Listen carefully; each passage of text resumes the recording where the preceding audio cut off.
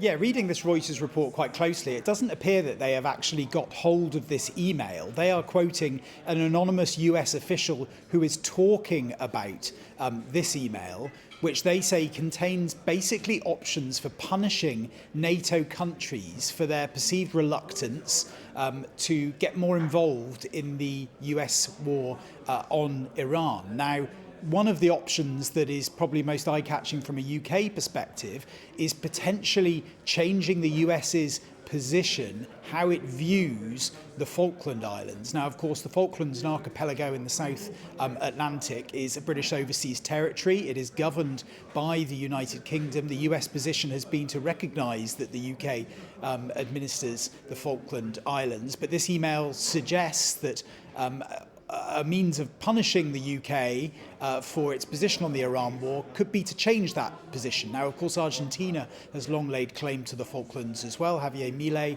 the president there, has been agitating around that a little recently. So a US change in position, whilst largely a case of diplomacy and symbolism, it would strengthen the Argentinian position, and it would also be another blow to the US-UK relationship. Another suggestion in this email, this anonymous official tells Reuters, is potentially suspending Spain from the NATO alliance altogether. Now, it's unclear to me how that would work in practical terms. Whether the US can just unilaterally decide to do something like that seems unlikely. Spain has been a country that has been most vocally critical about the US action into Iran and about Donald Trump more generally. We know that Donald Trump has lashed out at the Spanish government and administration over there quite frequently. I think maybe what this boils down to, more than necessarily this being set policy that could be round the corner, is a case of Trump trying to use this sort of stuff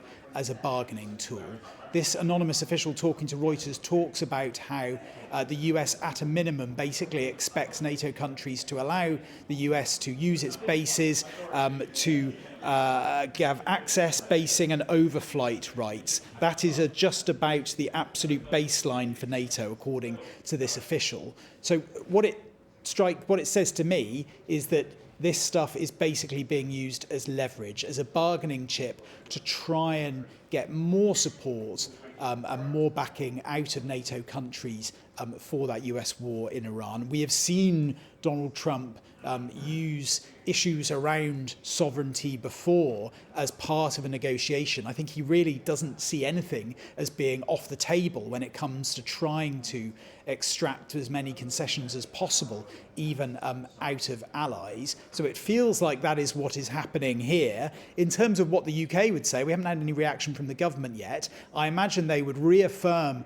the long-standing UK position on sovereignty over the Falkland Islands, but I think they would be reluctant to get too embroiled in a war of words with what Donald Trump, or what this email from the Pentagon anyway, is saying. It'll be interesting to see if Donald Trump rows in behind some of these threats when he next goes on camera. And I think the final point I'd make is that sometimes some of these quite extraordinary threats or suggestions, they often tend to emerge from the US side when another bit of the foreign policy agenda or the Trump agenda feels like it's going awry. So maybe the fact that this stuff is emerging now is actually an indication of maybe some deeper worries about how the war in Iran is progressing.